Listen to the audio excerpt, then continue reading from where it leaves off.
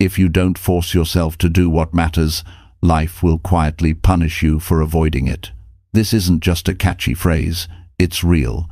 It's happening right now to millions of people who know what's important but still don't do it.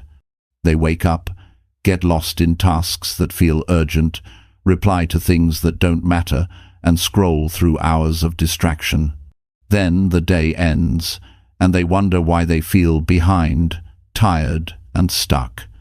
That feeling, that silent pressure building inside, is life responding to what you're avoiding. This chapter is not about being perfect, it's about being honest. Honest enough to admit that you've been putting off the very things that would change your life. Honest enough to say that comfort has cost you progress, and strong enough to choose action from this moment on. If you're done making excuses, if you're ready to focus only on what will truly move your life forward, then keep listening. This could be the moment that changes your direction completely. Chapter 1. Force your mind to do what you keep delaying. You know what separates the people who build something meaningful in their life from those who keep wishing for it. It's not talent, it's not luck, and it's not opportunity. It's the ability to force yourself to do what you keep delaying. Every person has something they've been putting off. Maybe it's a dream they talk about. Maybe it's a goal they write down every new year.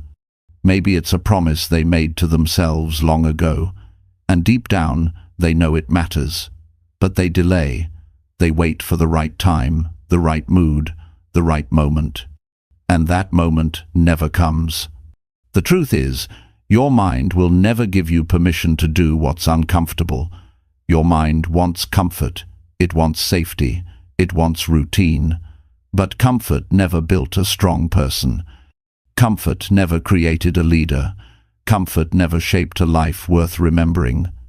You have to take control of your own thoughts before they take control of your time. When you catch yourself saying, "I'll do it later," that's the very moment you must move, because later becomes never. The problem is not that people don't know what to do. Most people know exactly what they should do. The problem is, they don't feel like doing it. They wait for inspiration. They wait for motivation. But waiting is a trap. The people who win in life don't wait to feel ready. They build the habit of acting before the feeling comes.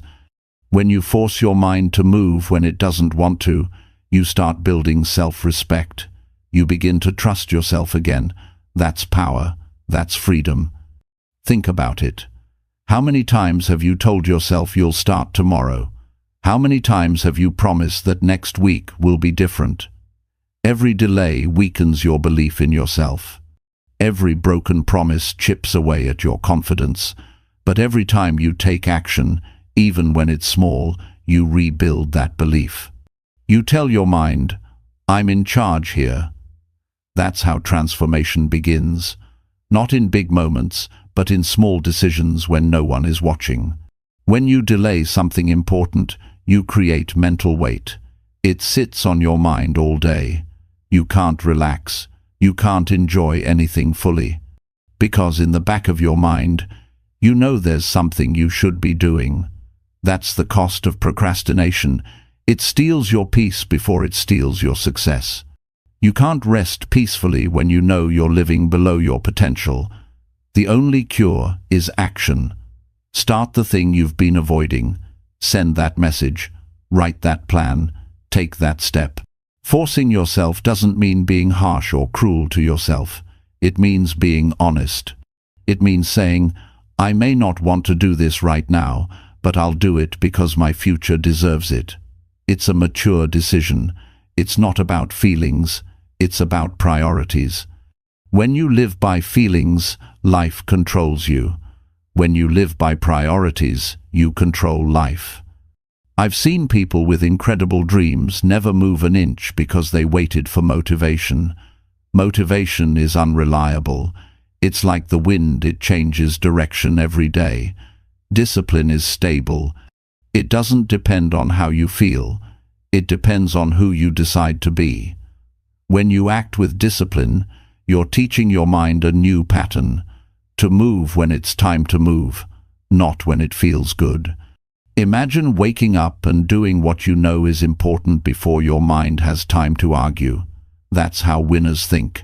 They don't negotiate with their excuses. They don't wait for inspiration. They understand that the work they avoid today becomes the regret they carry tomorrow. Forcing yourself today is how you earn pride tomorrow.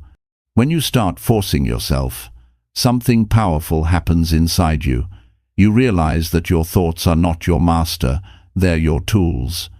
You can feel tired and still act. You can feel uncertain and still try. You can feel fear and still move forward.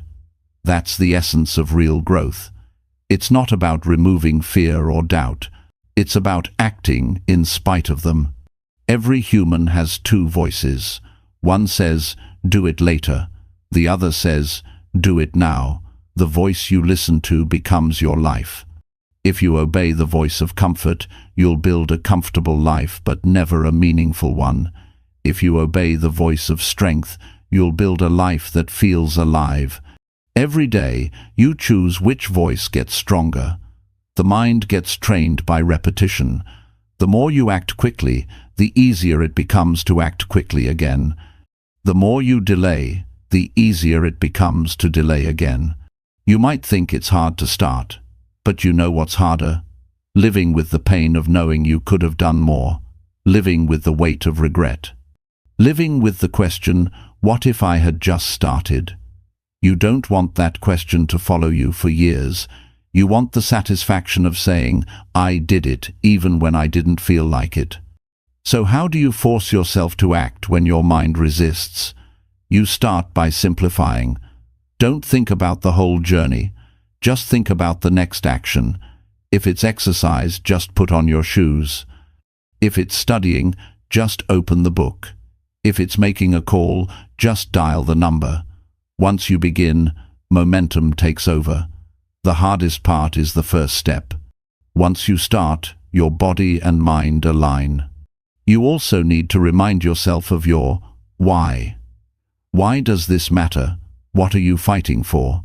What will your life look like if you stay the same? When you connect your task to a real reason, it gains emotional power. You stop seeing it as a chore and start seeing it as a choice that builds your future. Discipline isn't built overnight. It's built daily, through repetition. Every time you force yourself to act, you strengthen your willpower. It's like training a muscle.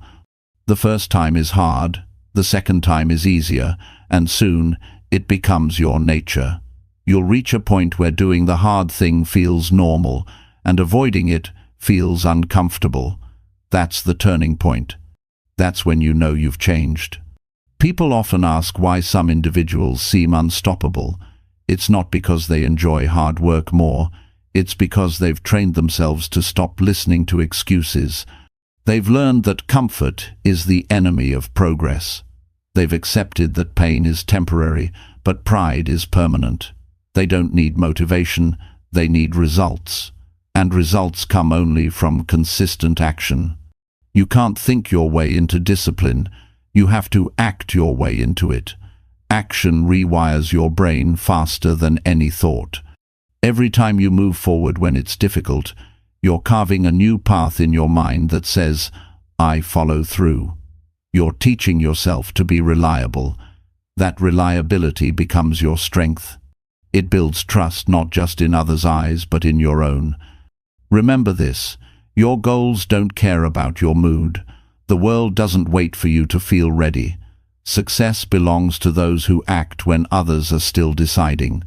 That's the mindset that changes everything. You stop being a dreamer and become a doer. You stop talking about your future and start building it. You must realize that delay is a thief. It doesn't take your dreams all at once. It steals them one day at a time. Every day you delay, you lose an opportunity to grow. You lose a bit of confidence. You lose a bit of self-belief. That's why you must act now, not tomorrow, because tomorrow never arrives. When you force yourself to act, you also start controlling your emotions better. You become less reactive. You start feeling more grounded. You stop being a prisoner of your impulses. That's the kind of control that gives peace. Real peace doesn't come from comfort, it comes from mastery. When you know you can rely on yourself, you stop fearing challenges. You might feel resistance. That's normal. Everyone does. Resistance is just the mind trying to protect you from effort. But effort is not your enemy, it's your way to freedom. Every bit of effort you put in pays you back in confidence and clarity. Think of your life like this. Every day, you have a few important things to do that move you forward. Everything else is noise. Most people fill their days with noise because it's easy. You must become different. You must choose the important over the easy. That's how you rise above average. Start by choosing one thing you've been delaying and do it today. Don't wait until you feel like it. Don't negotiate, just do it. Feel the discomfort and move anyway. When you finish, notice how your mind changes. You'll feel lighter, clearer, stronger. That feeling is proof that you're growing. You don't have to fix your entire life overnight. You just have to take control of one small decision at a time. Every time you do what's important instead of what's easy, you're creating a new identity. You're becoming someone who follows through, someone who doesn't need to be pushed, someone who leads themselves. In the end, life rewards people who act. Not the smartest, not the luckiest, but the ones who move when it's hard. The ones who push past the noise and do what matters. That's who you must become. The kind of person who doesn't wait for perfect conditions. The kind who acts because they understand that time is life, and wasting time is wasting yourself. So force your mind to do what you keep delaying. Do it because your future self is watching. Do it because every step forward counts. Do it because you deserve the life that action brings. The strength you want, the success you want, the peace you want, they all begin the moment you stop delaying and start doing. That moment is now. Chapter 2. Focus only on actions that truly change your life. Most people are busy from morning until night, yet few are actually moving their life forward. They wake up, rush into tasks, answer messages, check updates, handle small problems, and end the day feeling exhausted but unfulfilled. The reason is simple. They are spending their days doing what keeps them occupied, not what changes their life. There's a big difference between activity and progress. You can fill every hour and still stay in the same place. Real growth starts when you begin to focus only on actions that truly make a difference in your life. If you want to change your future, you have to get serious about how you spend your energy. Life doesn't reward effort alone, it rewards effort directed in the right place. Every person has a limited amount of time, attention, and energy. You can either spend it or invest it. Spending gives you a temporary feeling of movement, but investing gives you transformation. The question you must ask yourself every day is what I'm doing right now building the life I want? If the answer is no, you're just filling time. If the answer is yes, you're building a future. Focusing only on what truly matters requires honesty. It's easy to lie to yourself by calling busyness productivity. You check emails, scroll through feeds, handle small issues, and tell yourself you're getting things done. But deep down, you know these actions don't really change your life. They keep you comfortable. They give you the illusion of control. Growth happens when you stop hiding behind distractions and start facing the real work, the uncomfortable, demanding, important work that pushes your life forward. Every person has a few key actions that, if done consistently, can change everything. For some, it's mastering their skill. For others, it's improving their health, learning, or building something meaningful. The problem is, These actions are rarely urgent. They don't shout for your attention. The unimportant things scream loudly. The important things whisper. If you're not intentional, your days get filled with noise, and your future gets neglected. You have to train yourself to listen to the whispers, the quiet but crucial actions that shape who you become. When you focus only on what truly matters, you simplify your life. You start cutting out the unnecessary. You stop chasing every opportunity. You stop saying yes to things that don't serve your direction. You become selective. That's not being selfish. That's being smart. Every yes you give is a no to something else. Every minute you waste on something small is a minute stolen from something meaningful. The people who build powerful lives are not the ones who do more, they're the ones who do less, but with greater intention. Most people are afraid to focus because it feels like they're missing out. They want to keep every door open. But you can't go deep if you keep jumping from one thing to another. Depth requires focus. Excellence requires focus. Fulfillment requires focus. When you decide what's truly important, you free yourself from the trap of trying to do everything. You stop being scattered. You start being directed. You stop reacting. You start creating. If you want to see a real shift, you have to define what important means to you. Not to your boss, not to your friends, not to society, to you. What kind of life do you want to live? What kind of person do you want to become? What truly gives your life meaning? Once you know that, you'll see that most of the things you do every day don't align with that vision. That's your wake-up call. You have to start living on purpose, not by habit. The most important actions are usually simple, but they demand consistency.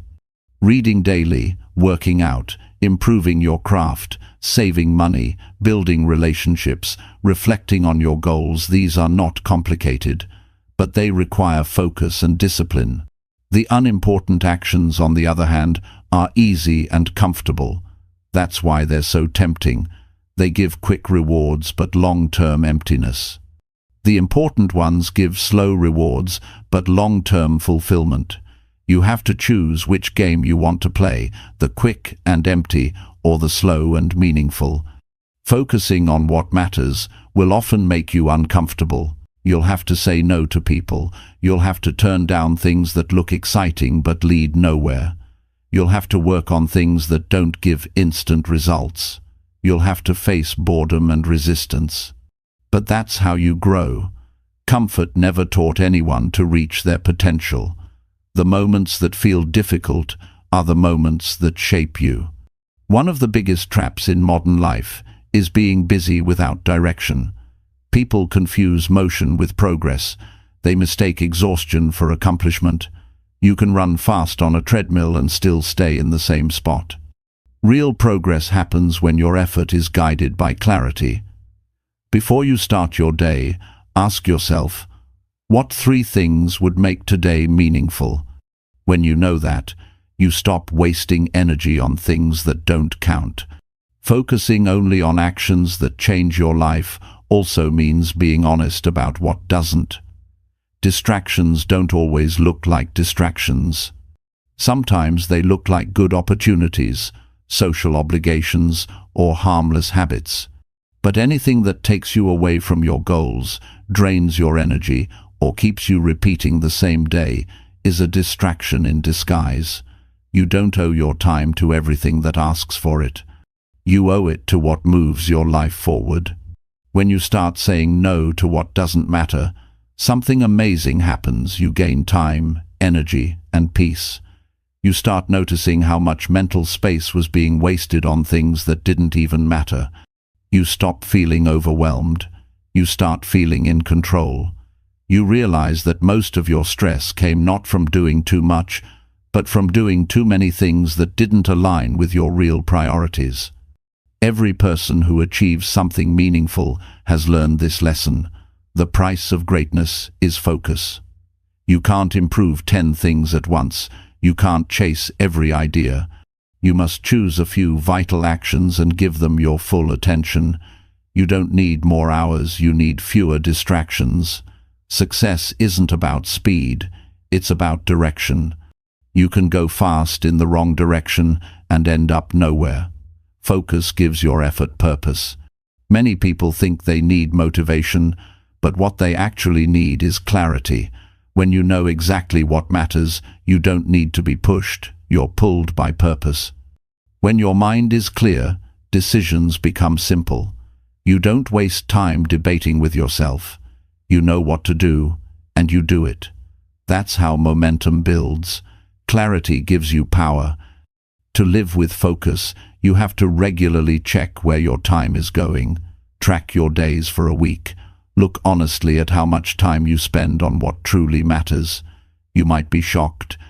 Most people spend more time consuming than creating, more time reacting than acting, more time planning than doing.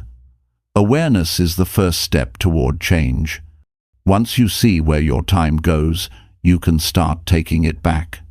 Building a focused life doesn't happen in one big decision, it happens in small daily choices. Choosing to start your morning with your priorities, not your phone. Choosing to work on your goals before you deal with distractions. Choosing to think before saying yes. Choosing to end your day by reviewing what actually mattered. Every choice strengthens your focus or weakens it. There's no neutral ground. Some people avoid focus because they fear missing out. But what they don't see is that they're missing out already on growth, peace, and mastery.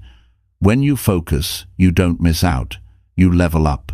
You start seeing results that scattered people never see. You stop chasing everything and start building something real. That's when your life starts feeling aligned. You'll notice something else too. When you focus on what truly matters, you attract better people and better opportunities. When your life has direction, others notice. People respect clarity. It's rare. It's magnetic. When you're scattered, you draw confusion. When you're focused, you draw strength. That's why clarity is not just a personal tool, it's a social advantage. But staying focused requires courage. The world will always pull you toward distraction. You'll always have reasons to delay. You'll always have noise around you. You can't eliminate it all, but you can choose what gets your attention. That choice is power. Every time you ignore the unimportant and choose the important, you're shaping your destiny. It's that simple, and it's that difficult. One of the most powerful questions you can ask yourself each day is, what will truly matter 1 year from now? When you answer that question honestly, you realize most of what you worry about won't even be relevant. The arguments, the small tasks, the minor details, they fade. The important things stay. Focus on those. Focusing on what matters also teaches patience. Important actions take time to show results. You might not see change immediately, but every focused effort compounds. Just because you can't see progress today doesn't mean it's not happening. Every time you stay consistent, you're building strength inside you. Over time, that strength becomes visible. That's how real growth happens, quietly, slowly, but powerfully. You must learn to measure your life, not by how much you do, but by how much what you do matters.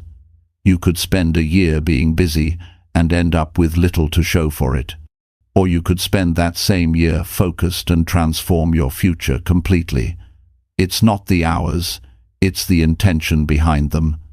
The difference between an average life and an extraordinary one is not talent, it's focus. Every time you focus on what truly matters, you're saying yes to your best self. You're proving that you care enough to protect your time, your energy, and your potential. You're creating a life that's directed by purpose, not reaction. You're teaching yourself to think long-term, to act with awareness, to live with strength. That's how people build lasting fulfillment, not by doing more, but by doing what matters most. So take a moment to reflect on your life right now. What are you giving your time to that doesn't deserve it? What are the few actions that, if you gave them your full focus, could change everything for you? You already know the answer. Deep down, you know what's truly important. The challenge is to give those things the attention they deserve. Starting today, choose focus. Choose to act only on what changes your life. Ignore what's easy. Ignore what's popular. Ignore what's urgent but meaningless. Direct your energy where it counts. Protect it, like your life depends on it, because it does. Your future is built by what you focus on today. Make sure it's worth it. Chapter 3. Discipline yourself to finish the work that matters. Discipline is the bridge between starting something and finishing it. Most people can start. Starting feels exciting. It feels new. It gives you a burst of energy and hope. But few people finish what they start. They lose focus when the excitement fades. They slow down when the work becomes repetitive. They stop when progress feels invisible. Discipline is what separates those who dream from those who achieve. It's not about how fast you begin. It's about whether you finish the work that truly matters. Finishing what matters requires you to build strength in your mind. Not physical strength, but mental steadiness. The ability to keep going when the feeling of motivation disappears. Discipline means doing it not because it feels good, but because it's the right thing to do. It's staying on track when no one is watching, when no one is clapping, and when no one even knows what you're working on. Discipline is the quiet power that turns ordinary effort into extraordinary results. The truth is, every meaningful goal will test your patience. There will be days when nothing seems to move forward, days when progress feels invisible. Those are the moments where discipline either carries you or you collapse. You have to train yourself to stay consistent even when it feels pointless. Because the truth is, small progress still counts. Slow movement is still movement. Every step you take builds the foundation for the next one. The finish line doesn't need to be visible for you to keep walking. Most people give up not because they can't succeed, but because they can't stay patient. They want results now. They want recognition now. They want everything to happen quickly, but nothing meaningful happens fast. Growth takes time. Building something valuable takes consistency. Discipline means you keep showing up day after day even when it's boring. It means you stay focused when distractions scream for your attention.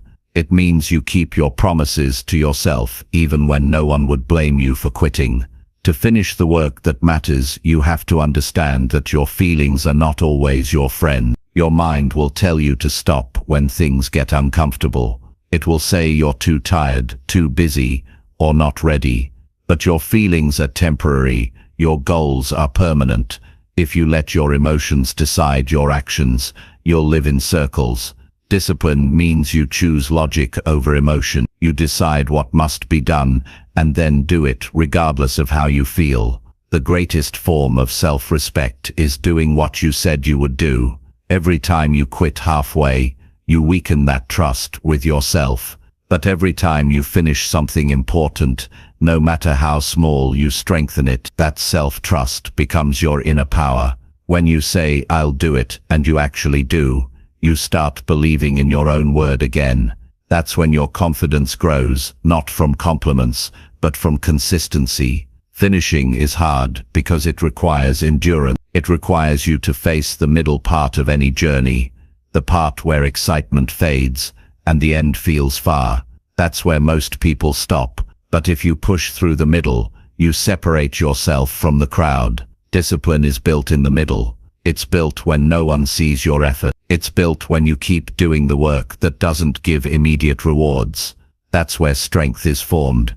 When you work on something that matters, you'll face resistance. Resistance can come as self-doubt, boredom, or distraction. Sometimes it comes as other people who don't understand what you're doing. You have to remember why you started. You have to remind yourself that every meaningful goal requires struggle. The struggle is not a sign to stop. It's a sign you're doing something important. Discipline doesn't mean you don't get tired. It means you keep going even when you're tired. It means you rest when necessary, but you don't quit. It means you stop treating your goals like wishes and start treating them like responsibilities. You don't wait for the perfect mood. You build habits that move you forward even when life isn't convenient. You can't depend on willpower forever. Willpower is like a spark. It fades quickly. Discipline is the structure that keeps the fire burning. You build discipline through systems, not just desire. You create a routine that protects your focus. You plan your day around your priorities, not around distractions. You make your work automatic. You remove unnecessary decisions. The more structured your environment, the easier it becomes to stay disciplined. Finishing what matters is not about intensity, it's about consistency. You don't need to work harder for one day, you need to keep working every day. Intensity burns fast. Consistency builds slow strength. It's better to do something small daily than to burn out after a burst of motivation. Discipline means you understand that steady effort beats explosive effort every time. You'll also have to accept that finishing what matters often means being misunderstood. People may not see your vision.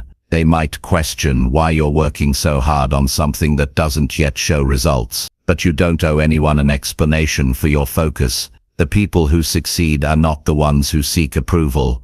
They're the ones who stay loyal to their purpose. Discipline grows when you stop negotiating with yourself. Most people lose the battle in their own mind. They make deals with themselves.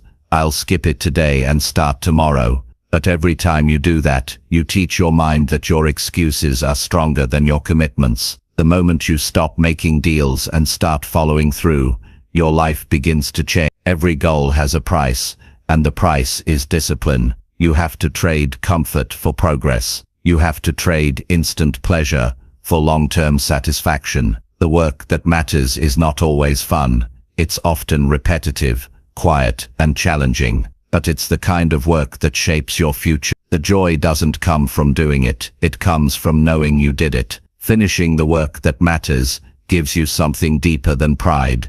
It gives you peace. You stop carrying guilt about what you left unfinished. You stop doubting yourself. You stop feeling scattered. Finishing brings closure, clarity, and confidence. It creates mental space for new goals. When you complete something important, you create momentum that carries into every part of your life. Discipline also teaches you humility. It reminds you that success doesn't come from luck.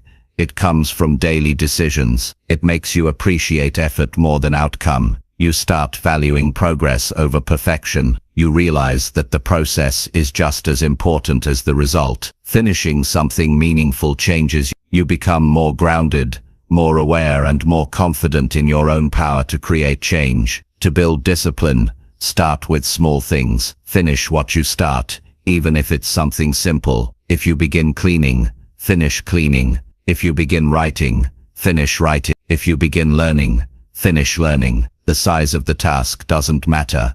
What matters is the pattern you build. You're teaching your brain that when you begin, you finish. That's how you rewire your mind for completion. Discipline is also about managing your environment. You can't stay focused if your surroundings pull you away. Keep your space clean. Remove temptations. Limit noise. Surround yourself with reminders of your goals. When your environment supports your discipline, success becomes natural. You don't have to fight for focus. You live in it. Some people say discipline feels restrictive, but the truth is, discipline creates freedom. It gives you control over your time, your mind, and your direction. Without discipline, you're controlled by emotions and impulses. With discipline, you choose what matters. You become free from the chaos of indecision. That's real freedom. The ability to do what's necessary, even when it's hard. The secret to finishing the work that matters is to treat it like a promise to your future self, a promise that you won't give up when things get tough. Every time you follow through, you strengthen that promise. You're telling yourself, I'm someone who finishes. That identity becomes your strength. Sometimes you'll want to quit because progress feels slow, but remember, slow progress is still progress. Every great achievement was once just a small, repeated effort. Every expert was once a beginner who refused to stop. You might not see results today, but that doesn't mean they're not coming. Trust your effort. Trust your consistency. The finish line belongs to those who keep walking. There will be moments when you feel behind, when you look around and see others moving faster. Don't let that distract you. Comparison kills discipline. Stay focused on your own path. Your journey is yours. The only competition that matters is the person you were yesterday. If you finish what you start today, you've already won. Remember, the real victory isn't in how much you start, it's in how much you complete. The world is full of half-finished dreams, half-written books, half-built plans. Don't add yours to that list. Be the person who sees it through. Be the one who doesn't stop halfway. Be the one who finishes the work that matters. When you look back on your life, you won't remember the things you started. You'll remember the things you finished. You'll remember the goals that demanded your discipline and the victories that made you proud. The satisfaction of completion lasts far longer than the comfort of quitting. Every finished task is a statement that says, I have control over my life. So discipline yourself, not because someone told you to, but because your future depends on it. Do the work that matters. Finish it. Push through the last mile, even when it's hard. Keep your word to yourself. When you master the habit of finishing, you build an unshakable foundation for everything else in life. Your success will not be built on bursts of effort. It will be built on discipline. And discipline, once built, will serve you for the rest of your life. Chapter 4. Remove every distraction that steals your mental energy. Your mind is your greatest tool, yet it's also the easiest thing to lose control of. In today's world, it's not just your time that gets stolen, it's your attention, your focus, and your peace of mind. You can sit at your desk for 8 hours and still feel like you got nothing done, not because you lacked effort, but because your energy was scattered. Every time you let something pull your attention away, you give a piece of your power to it. Removing distractions isn't just about productivity, it's about protecting your mind so you can live with clarity, strength, and purpose. Mental energy is not endless. You wake up with a limited amount each day, and everything you pay attention to costs you something. Every notification, every pointless conversation, every thought that drags you into worry or comparison drains you. That's why you can feel tired even if you've done nothing physical. Distractions don't just steal your focus, they drain your mental battery before the real work even begins. If you want to live a focused and powerful life, you must learn to guard that energy with intention. The first step is to admit how much noise you've allowed into your life. Most people are overstimulated. They check their phone hundreds of times a day, bounce between apps, and fill every quiet moment with noise. They think they're relaxing, but they're actually training their brain to stay restless. A restless mind can't focus deeply. It jumps from one thing to another, always chasing something new. When you live like that, it becomes impossible to think clearly or feel peaceful. To change that, you must begin removing what doesn't deserve your attention. Start by noticing what pulls you the most. It might be your phone, your environment, certain people, or your own thoughts. Not all distractions are visible. Some live in your habits, and others live in your head. You might spend hours thinking about problems you can't control or worrying about what others think. These mental loops drain your energy just as much as any external noise. The first rule of mental discipline is awareness. You can't change what you don't notice, so start watching yourself. Every time your focus slips, ask, what just stole my attention? You'll begin to realize that many distractions are self-inflicted. You check your phone not because you need to, but because it's a habit. You open messages not because they matter, but because you want stimulation. The mind craves constant novelty, but novelty doesn't create progress. You must train your mind to find peace in simplicity. That's where strength begins. The more scattered your attention, the weaker your results. The more focused your attention, the more powerful your life becomes. You can't give your best to anything when your mind is divided. Distractions may seem harmless, but they cost you deeply. Every time you interrupt your flow, it takes your brain minutes to recover. Over the course of a day, that adds up to hours of wasted focus. You don't need more time, you need fewer interruptions. To remove distractions, you have to be ruthless. You can't just reduce them, you have to eliminate them. If something doesn't support your priorities, it doesn't belong in your day. Set boundaries with your phone. Turn off unnecessary notifications. Keep your work area clean and free from clutter. Put distance between you and people who drain your energy. Protect your peace like it's your most valuable asset, because it is. Many people underestimate how much their environment affects their mind. A messy room, loud surroundings, or constant noise can weaken focus without you even realizing it. Your mind reflects your environment. When your space is chaotic, your thoughts become chaotic. When your surroundings are calm, your mind settles. Spend time each day creating order around you. It's not just about tidiness, it's about control. A clean environment creates a clear mind, and a clear mind creates strong actions. You must also learn to say no. Most distractions come disguised as requests, invitations, or opportunity. People will always ask for your time, and not everything they ask deserves a yes. Every yes to something unimportant is a no to something meaningful. Saying no doesn't make you unkind, it makes you focused. You can't give your energy to everyone and still expect to have any left for your goals. Mental energy also leaks through unnecessary thinking. Worry, regret, overthinking, they drain more strength than any external distraction. You must train your mind to stop feeding thoughts that bring no value. When you catch yourself replaying past mistakes or imagining problems that haven't happened, pause. Ask yourself, does this thought help me? If not, let it go. Protecting your focus is also about mastering your internal dialogue. Distractions are not just a modern problem, they're a test of discipline. The world is filled with noise, and it's not slowing down. Everywhere you look, something wants your attention. The companies, the algorithms, the endless information, they're all designed to keep your mind occupied. The challenge is to live in this world without being controlled by it. You can't escape distractions completely, but you can decide how you respond to them. That decision shapes your life.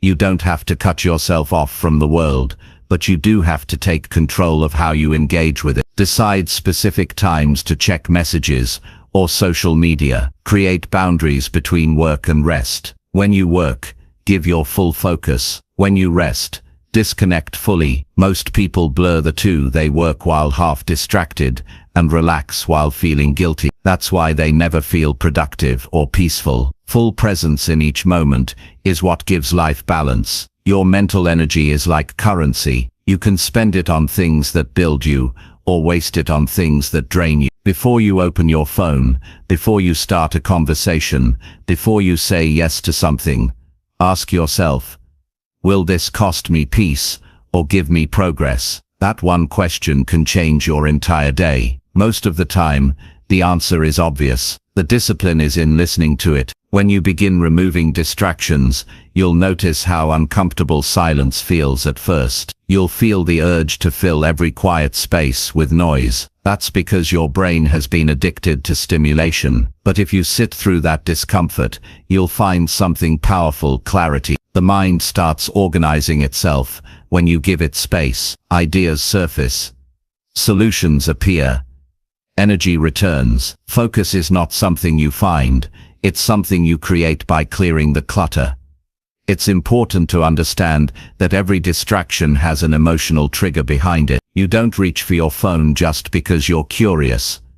You do it because you're avoiding something. Maybe you're avoiding boredom, discomfort, or the feeling of being alone with your thoughts. When you remove distractions, you come face to face with yourself. That's why it's difficult, but it's also where real growth begins. You learn to face what you've been escaping. You learn to be comfortable with stillness. That's maturity.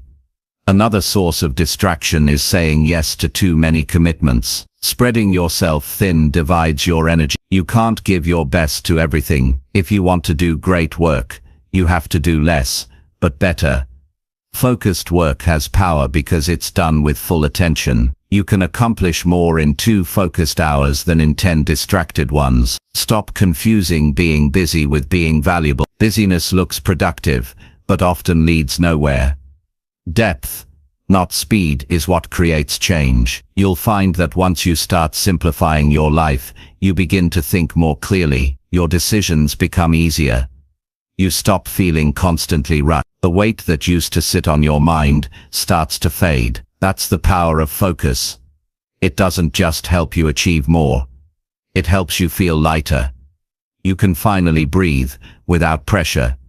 Your relationships will also change when you remove distractions. You'll start listening more deeply. You'll stop checking your phone every few minutes. You'll give people your full attention. That kind of presence is rare, and people feel it. You'll connect on a level that surface conversations never reach. Removing distractions not only improves your productivity, it strengthens your humanity. Discipline in focus is built through daily practice. Start small. Give yourself blocks of time where you do only one thing.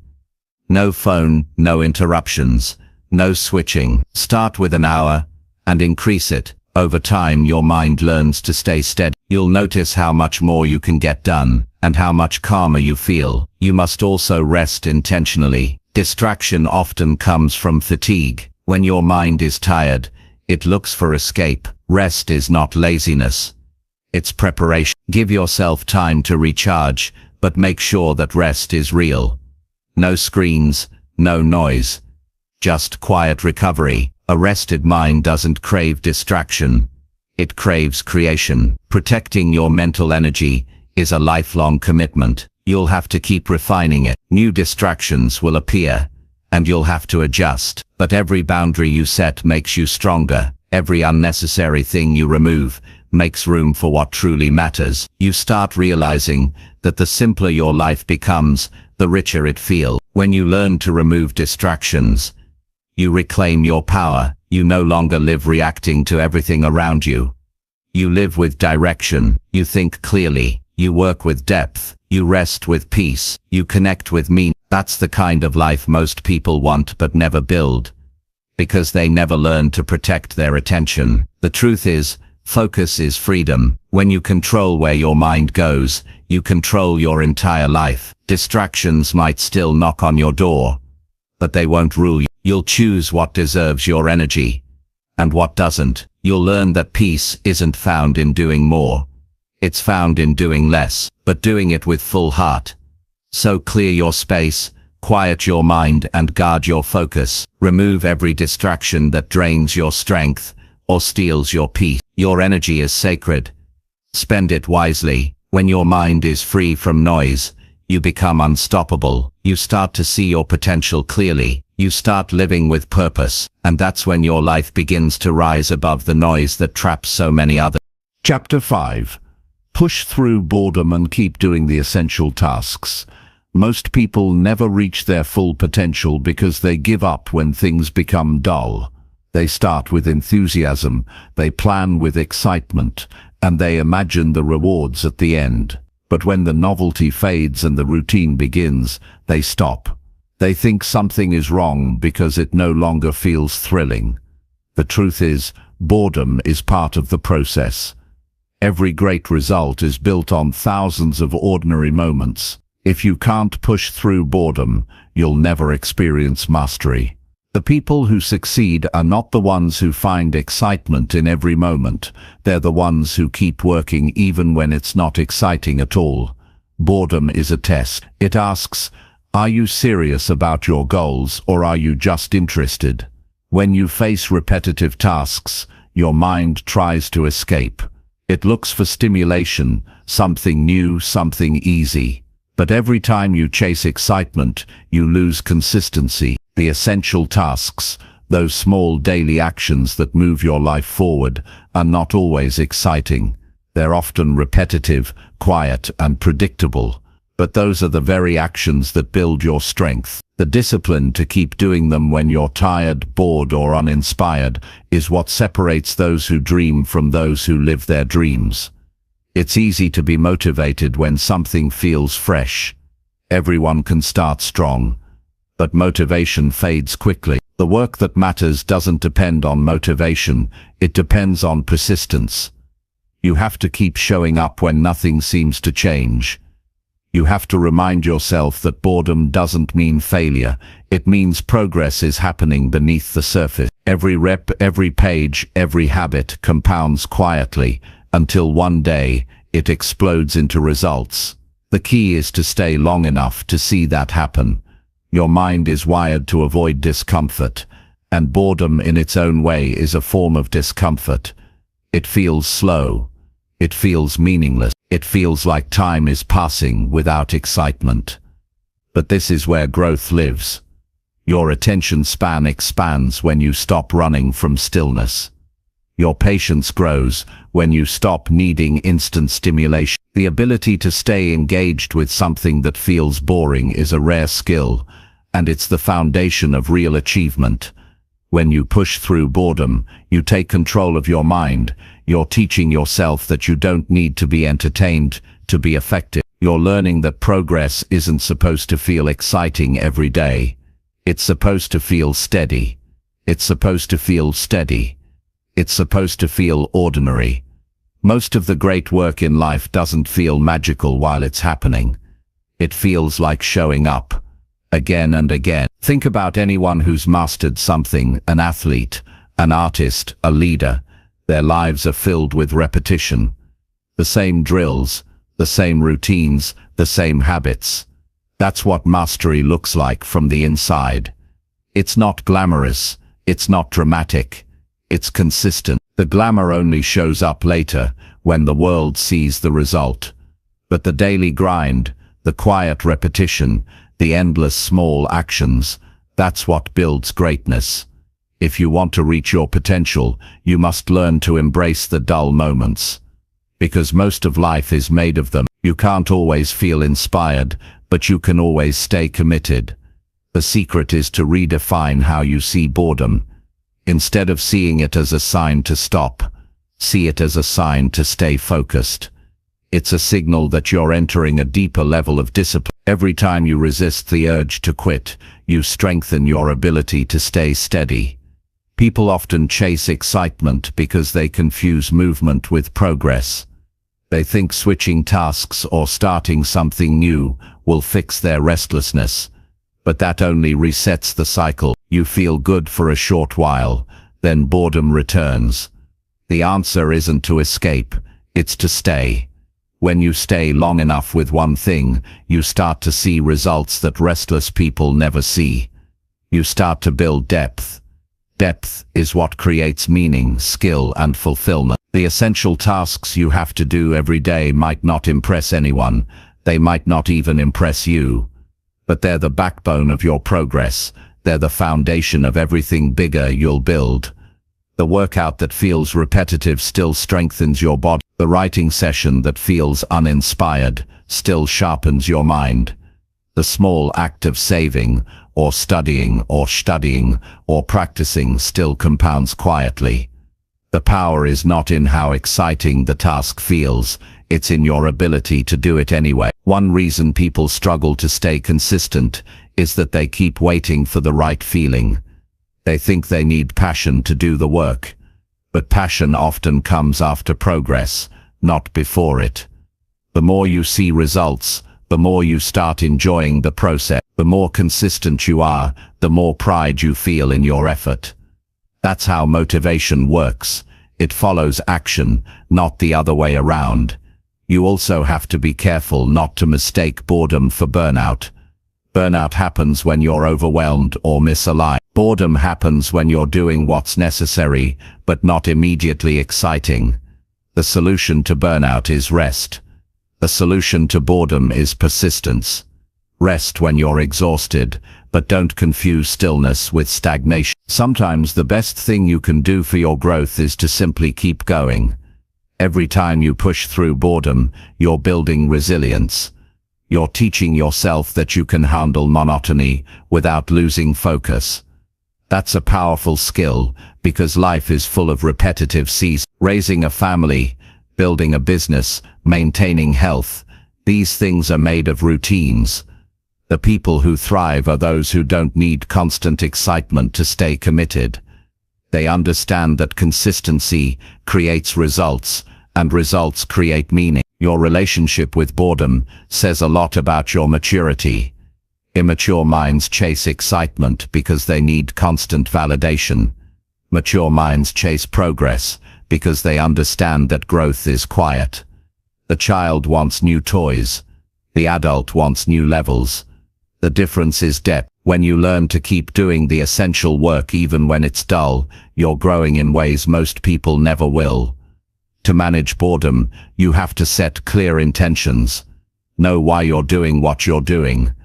When your why is strong, your patience grows. If you know the purpose behind your task, boredom loses power over you. You stop focusing on how it feels and start focusing on what it's building. When the vision is clear, repetition becomes meaningful. Every small action becomes a brick in something bigger. You can also break big goals into smaller pieces. Boredom often creeps in when your goals feel too far away. If you can see progress in shorter intervals, your mind stays engaged. Reward yourself for completion, not just excitement. Celebrate discipline, not just passion. That's how you build momentum when feelings fade. You must understand that boredom is not the enemy. Distraction is. Boredom gives you a chance to focus. It gives you space to think. Distraction pulls you away from what matters. When you feel bored, resist the urge to escape into distraction. Stay with it. Let the boredom pass through you. Once it does, you'll find a new level of focus waiting on the other side. The greatest mistake people make is quitting right before momentum builds. The task feels repetitive, the progress feels slow, and they assume nothing is happening. But every effort adds up. The process is working even when you can't see it. The wall only looks flat when you're laying bricks one by one. But one day you'll step back and realize how high you've built it. That's the reward of staying consistent through boredom. Another reason people stop when bored is that they think they're not improving. But growth often happens silently.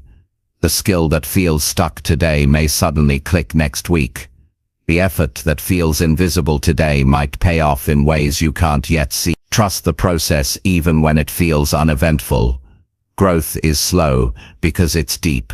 The essential tasks in your life, whether they're professional, personal, or emotional, are the ones that sustain your foundation. You can't skip them and expect stability. Like watering a plant, you might not see results every day, but stop for too long and you'll see decline. That's how habits work. Consistency feeds progress. Skipping too many small things creates large setbacks. If you train yourself to stay disciplined through boredom, you'll become unstoppable. Because once you no longer need excitement to act, you become free. Most people depend on emotion to move. You'll depend on decision. Most people quit when it feels dull. You'll keep going. That difference creates unstoppable momentum. You'll also find peace in repetition. There's a rhythm in consistency, a calmness in knowing what must be done and doing it. It removes chaos. It removes indecision. You stop wasting energy thinking, should I do this today? Because the answer is already yes. You simply do it. That mental clarity alone gives you strength. Boredom will still visit you, but you'll no longer see it as a problem. You'll see it as a sign that you're on the right path. You'll know that repetition means you're staying consistent. You'll understand that quiet work is the foundation of great achievements. The satisfaction comes later, when you realize how much those small, uneventful days built your future. If you want to transform your life, master this one skill. Keep doing the essential tasks, no matter how dull they feel. Write the page, lift the weight, make the call, review the plan. These small things compound over time. That's how you create excellence, not by chasing excitement, but by honoring consistency. Every goal, every dream, every change you want begins with this truth. Success is built on the days that feel ordinary. The breakthroughs you admire in others were born out of long, quiet hours of repetition. So when boredom shows up, don't resist it. Accept it as part of the process. Push through it with patience and purpose. Because the moment you stop expecting excitement from your goals, you start achieving them. You stop needing everything to feel good, and you start doing what needs to be done. That's when you become unstoppable. You'll work through silence. You'll stay steady when others drift, and you'll realize that greatness isn't built in moments of passion. It's built in moments of persistence.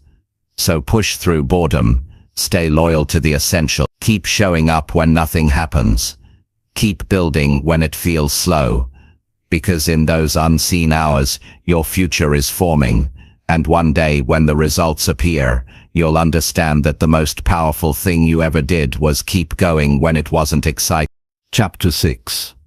Commit fully to fewer goals that bring real results. Most people spread themselves too thin.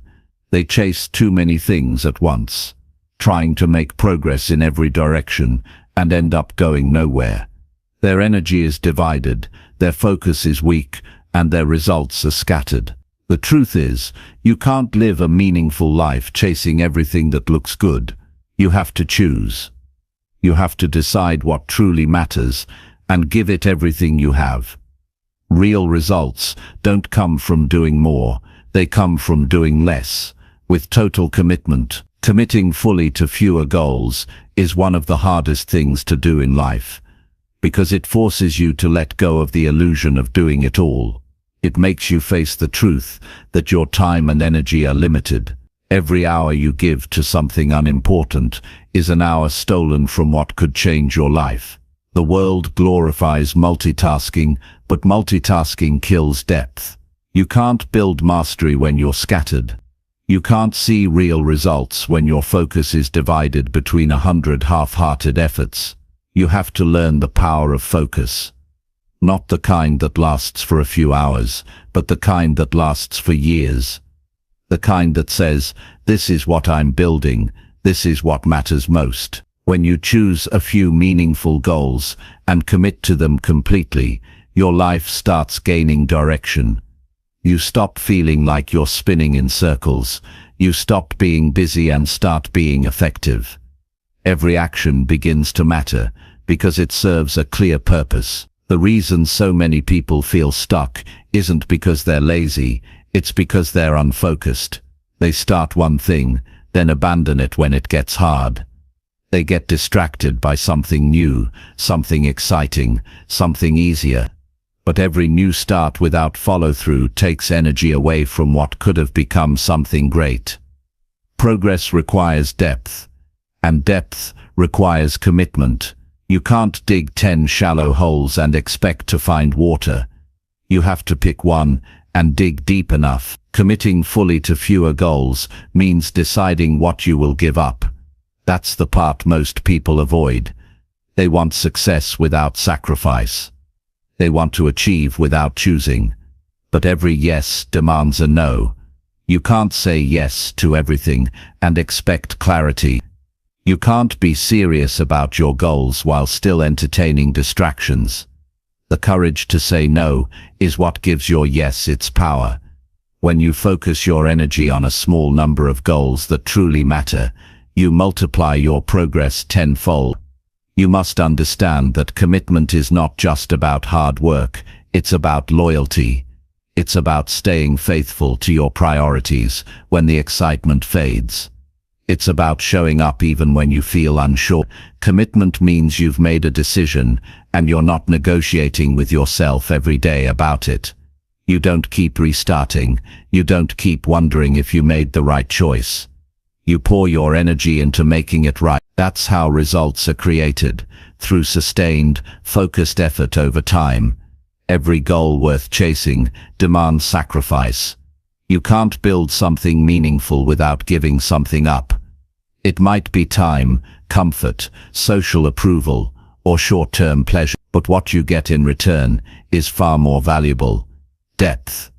confidence, mastery, and results that actually change your life. You can't fake commitment. Either you're all in, or you're not in at all. Half effort creates half results. Whole effort creates transformation. One of the reasons people fail to commit fully is fear. Fear of missing out, fear of failure, fear of wasting time on the wrong thing. But that fear keeps them from ever building anything lasting. You can't control every outcome, but you can control your effort, and effort is what shapes destiny. If you choose something meaningful and give it your full attention, even if it doesn't go exactly as planned, you'll grow in ways that half-hearted effort never could. You also have to get clear on what real results mean for you. Not results that impress others, not results that look good on paper, but results that truly improve your life. Real results bring growth, peace, and fulfillment. They align with your values. They move you toward your best self. When you know what kind of results matter to you, your priorities become obvious. You stop chasing recognition and start chasing purpose. Committing fully doesn't mean you rush. It means you stay consistent. It means you move steadily in the same direction until you arrive. Progress is not about doing everything fast. It's about doing the right things long enough. You have to become patient with your goals. You have to accept that meaningful things take time. You can't plant a seed today and demand fruit tomorrow. Your job is to nurture it, protect it, and stay consistent until it grows. There will be moments when you doubt your path, when it feels slow, lonely, or unclear. That's when most people quit and jump to something new. But commitment means staying through the uncertainty. It means trusting your process even when results aren't visible. Most breakthroughs happen after long periods of patience and silence. Stay long enough for your work to bear fruit. When you commit to fewer goals, you simplify your life. You stop juggling 10 things that don't matter and start focusing on the few that do. That simplicity gives you peace. It gives you clarity. It gives you direction. You stop feeling scattered. You start feeling in control. Simplicity is not weakness. It's strength. It means you know what you want, and you're not afraid to give it your full effort. The danger of having too many goals is that you never give any of them enough time to grow. You keep restarting, rethinking, re-evaluating. Every restart sets you back to the beginning. Success doesn't come from constant rethinking. It comes from consistent doing. Make a decision, commit, and stay with it. You can always adjust along the way, but never abandon the path every time it gets steep. To stay committed, remind yourself often of why you started. Write it down, keep it visible, because your why fuels your discipline. When you forget it, distractions look more appealing. But when you stay connected to your reason, your mind stays anchored. You stop chasing temporary rewards and focus on long-term meaning. You'll find that once you focus on fewer goals, you start doing better work. Your creativity sharpens. Your energy increases. Your mind becomes sharper. When your focus is divided, your work is shallow. When your focus is unified, your work becomes deep and powerful.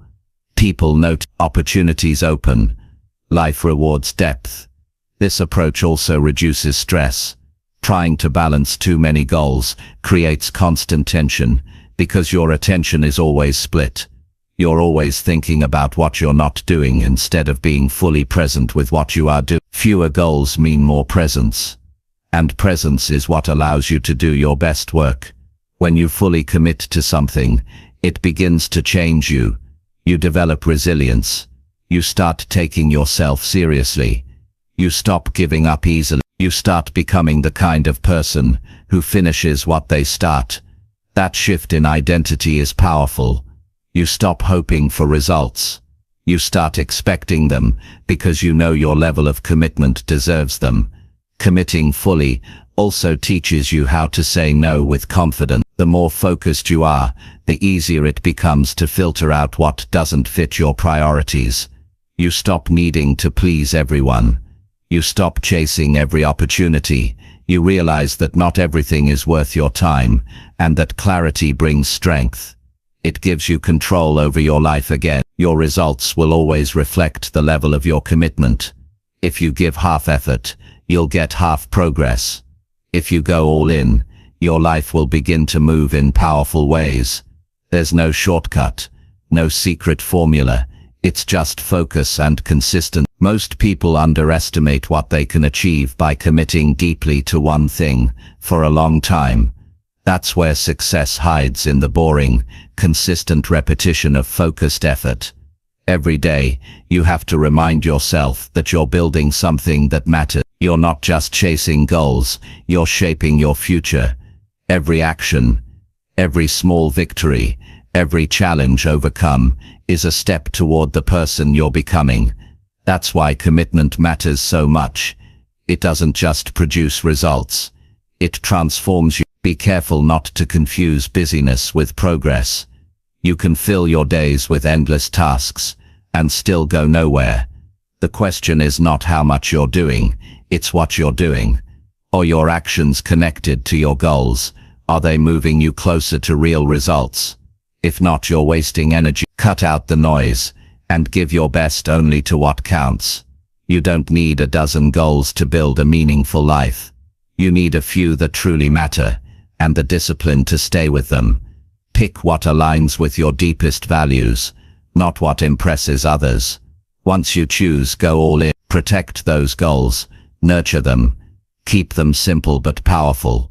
The beauty of focusing on fewer goals is that it brings peace to your mind. You stop living in constant mental chaos. You know exactly what deserves your attention, and that brings freedom. You no longer feel guilty about what you're not doing, because you know you're giving everything to what matters most. Every successful person you admire didn't get there by doing everything. They got there by doing a few things exceptionally well. They mastered focus. They made hard choices. They gave up distractions. And they stayed committed long after the excitement faded. That's what you must do too. So make the decision today to commit fully to fewer goals that bring real results. Be brave enough to say no to everything that doesn't serve your purpose. Be disciplined enough to stay with your priorities when it gets hard. Be patient enough to let your effort compound. You don't need to do everything, you just need to do what matters, with everything you've got. When you live like that, your days become simpler, your mind becomes stronger, and your results become undeniable. You'll look back and realize that success was never about doing more. It was about caring deeply about a few things and giving them your best. That's how real progress is made. That's how you build a life that counts. Chapter 7. Say no fast to everything that adds no value. Most people lose their focus, not because they lack ambition, but because they don't know how to say no. Every day they get pulled into things that don't matter, small tasks, unimportant conversations, endless obligations, meaningless distractions. They say yes to too much, and slowly their time, energy, and purpose are drained. The truth is, the quality of your life depends more on what you say no to than what you say yes to. Saying no fast is not about arrogance, it's about self-respect. It's about protecting your focus, your peace, and your future from things that don't add value to your life. You can't do everything and expect to do anything well. Every yes you give divides your attention. Every extra obligation you accept takes away time from something that truly matters. You might think you're being helpful or polite, but what you're really doing is scattering your potential. The world is full of noise and requests, and if you don't set clear boundaries, people will fill your time for you. You have to learn to guard your focus like a treasure, because once it's gone, you can't get it back. Saying no fast is a skill, and like every skill, it takes practice. At first, you'll feel uncomfortable. You'll feel guilty. You'll worry that people will judge you. But over time, you'll realize that saying no quickly and firmly brings peace. It frees your mind. It makes you feel in control. You'll start to see how much unnecessary weight you've been carrying, all because you couldn't turn something down. When you say no to things that don't add value, you make space for things that do. You create room for clarity, creativity, and energy. You start living by intention instead of reaction. Most people live in reaction mode. They respond to everything that comes their way, without thinking about whether it truly matters. But a focused life is a deliberate one. You decide what deserves your time. You decide what deserves your attention. That's how you take control of your destiny. Think about your daily life. How many of your hours are spent doing things you don't actually care about? How many of your tasks are driven by obligation, not purpose? How many of your yes are really just fear of disappointing others? The cost of people-pleasing is enormous. Every time you say yes to something meaningless, you're saying no to your priorities, your growth, and your peace of mind. That's not kindness, that's self-betrayal. You must understand that your time is limited, and that makes it precious. When you treat your time casually, others will too. But when you start protecting it fiercely, people begin to respect it. They'll adjust to your boundaries, because boundaries teach others how to treat you. The people who truly respect you won't be offended by your no. They'll be inspired by it, because a person who knows what matters stands out in a world full of distractions. Saying no fast doesn't mean being cold or rude. It means being clear and honest. It means valuing your goals enough to protect them from what doesn't serve them. You don't have to explain your no. You don't owe anyone a long justification. A simple "that doesn't fit my priorities right now" is enough. You don't have to apologize for living intentionally. You'll notice that the hardest people to say no to are often the ones closest to you. They might not understand your focus at first. They might take it personally.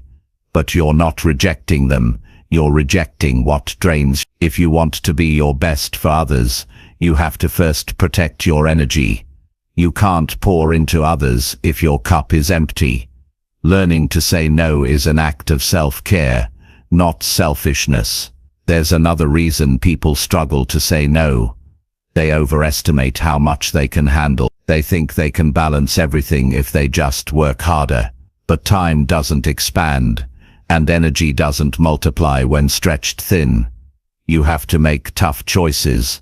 The person who tries to do everything ends up achieving very little. The person who focuses on the essential achieves more with less effort.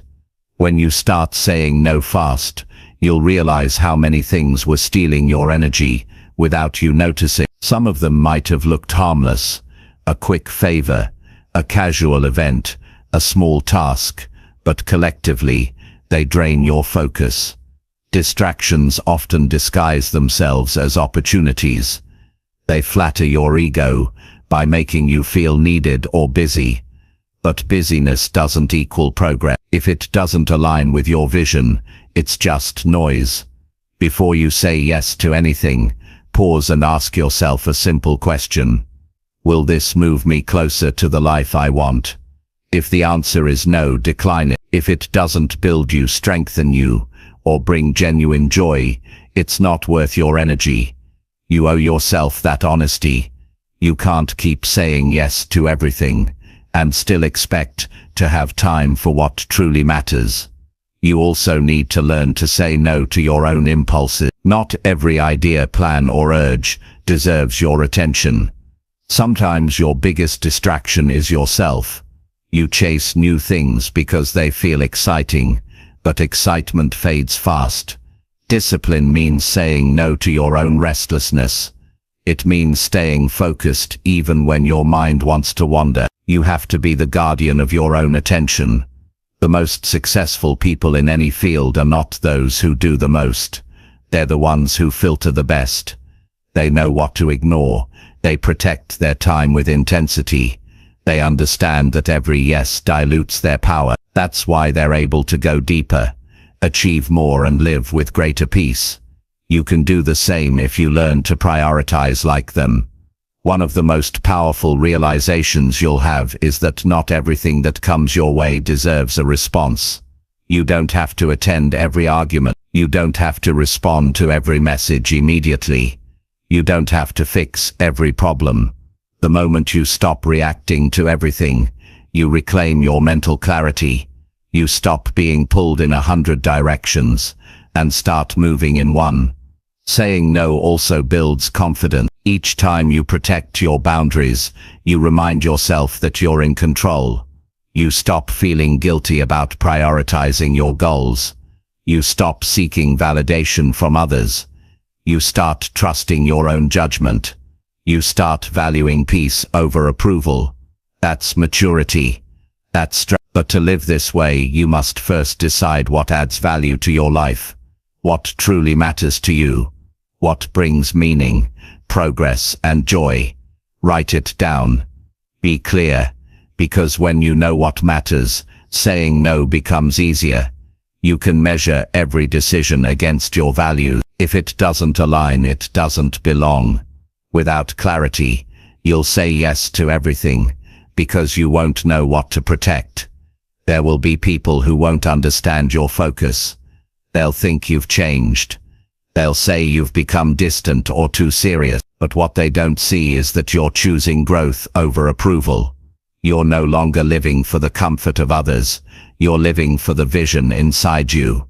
That shift can feel lonely at first, but it's the price of evolution. You can't rise without letting go of what holds you down. The faster you say no to what doesn't matter, the faster your life aligns with what does. Delayed decisions drain energy. Every time you hesitate, you leave an open loop in your mind. Clarity disappears. But when you decide quickly, your mind relaxes. You free up energy for real progress. Speed matters. Not rushing, but resolving. The longer you carry indecision, the heavier your mind becomes. You'll discover that your peace grows as your yeses shrink. Life becomes lighter. You start doing fewer things with greater purpose. You stop being everywhere and start being fully present where you are. That kind of presence gives life meaning.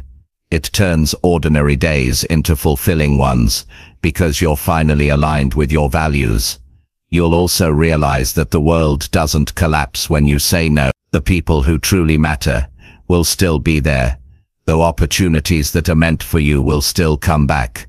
Life rewards clarity, not chaos. When you start living by your priorities, new doors open, doors that fit your direction, not distract from it. It's important to understand that saying no doesn't close your life off, it opens it up. It removes what doesn't belong so what truly matters can grow. It's like clearing a field before planting. Without that space, nothing meaningful can take root. You're not losing opportunities by saying no. You're creating room for better ones. The more you practice saying no fast, the more natural it becomes. You stop overthinking. You stop feeling guilty. You start making decisions with confidence. You'll find that your days feel calmer, your focus sharper, and your energy higher. That's because you're no longer wasting your strength on what doesn't serve you. If you want to live with direction, you have to act with intention.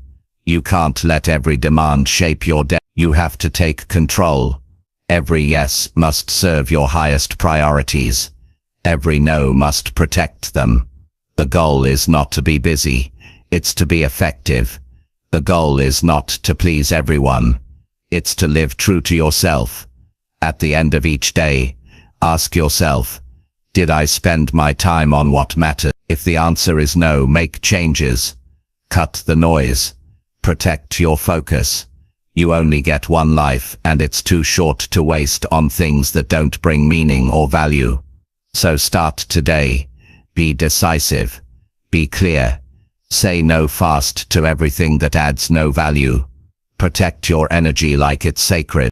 Guard your attention like it's gold. Because in many ways it is. The person who controls their focus controls their life. And once you master that, nothing can pull you away from what truly matters again. Chapter 8. Take control of your day before it controls you. Every morning, the world starts making demands on you before you even open your eyes. Messages wait on your phone, people need your time, and distractions fight for your attention. If you don't take control of your day from the beginning, it will control you. You'll end up reacting to everything instead of directing anything. You'll feel busy but not productive, tired but not fulfilled. The truth is, life doesn't slow down for anyone. You have to decide whether you'll run your day or let it run you. Taking control of your day begins before it even starts. The way you spend your morning sets the tone for everything that follows. If your first action is to check your phone, you've already surrendered control. The moment you react to someone else's message, you've given away your focus. The goal isn't to do more, it's to start intentionally. A calm, deliberate morning gives you power. It tells your mind, I'm leading today. That single decision changes how you think, work and feel. Most people wake up and fall straight into chaos. They rush, they multitask, they chase tasks without direction. But being busy is not the same as being in control. Control means knowing what matters, starting with purpose, and setting boundaries that protect your focus. It means having a plan for your time, instead of letting time scatter you. Without structure, your day becomes noise. With structure, it becomes progress. Taking charge of your day starts with clarity. You can't manage what you don't define. Ask yourself every morning, what are the 3 things that would make today meaningful? When you answer that honestly, you stop wasting energy on the unimportant. You don't need to do everything, you just need to do the right thing. Most people feel overwhelmed because they treat every task as equal. But not all work deserves your best energy. You have to prioritize what moves your life forward and let go of what just fills time. Your mind is sharpest in the first few hours after waking. That's when you should handle your most important work, the tasks that require focus and creativity. Don't waste that time on trivial activities. Protect it, turn off distractions, build a routine that anchors your mind. The strongest people don't rely on motivation, they rely on system. When your day is structured around your priorities, you don't need to chase motivation, it finds you through momentum. Controlling your day also means controlling your energy. You can't operate at full strength if you drain yourself on meaningless things. Every conversation, every decision, every distraction costs you energy. Be intentional with what you give attention to. Schedule breaks to reset, take time to breathe, eat well, move your body. A sharp mind needs a healthy body. You can't expect to perform at your best if you treat your energy carelessly. Another key to taking control is setting boundaries with your time. You have to decide when to work, when to rest, and when to disconnect. Without boundaries, your day will consume you. People will constantly pull you in different directions. Technology will keep you reacting. To lead your day, you must learn to say, this is my time, and this is how I'll use it. When you claim your time with intention, you reclaim your life. Discipline is what keeps your day in your hand. Without it, you drift. The hours slip away, while you handle small, meaningless tasks that give the illusion of productivity. You check one thing after another, but feel no real progress. You need to train yourself to stay on task until completion. Finish before moving on. A scattered mind leads to a scattered life. Focused effort creates peace. You also have to plan your day around your own rhythm. Not everyone's energy peaks at the same time. Some people perform best in the morning, others come alive in the evening. Pay attention to your natural cycles and align your hardest work with your strongest hours. Use your low energy periods for lighter tasks. This way, you work with your body, not against it. One mistake many people make is overloading their schedule. They pack their day with more than they can handle and end up feeling like failures when they can't finish it all. The goal isn't to do everything, it's to do what matters most. Well, a successful day isn't measured by how many things you checked off, but by how many important things you moved forward. Give your full attention to fewer things, and you'll get better results with less stress. Taking control also means preparing for interruption. Life will always throw surprises your way. Plans will change, people will need you, and problems will appear without warning. You can't avoid them, but you can manage how you respond. When you have a clear structure, you can adjust without losing control. Instead of reacting emotionally, you respond intentionally. You pause, think, and redirect your energy back to what matters. It's also important to end your day with reflection. Don't just collapse into bed after running all day. Take a few minutes to review what went well, what didn't, and what you'll improve tomorrow. Reflection keeps you aligned. It helps you learn from experience instead of repeating mistakes.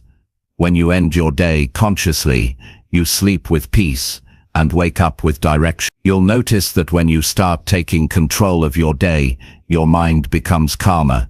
You stop feeling like life is happening to you. You start feeling like you're guiding it.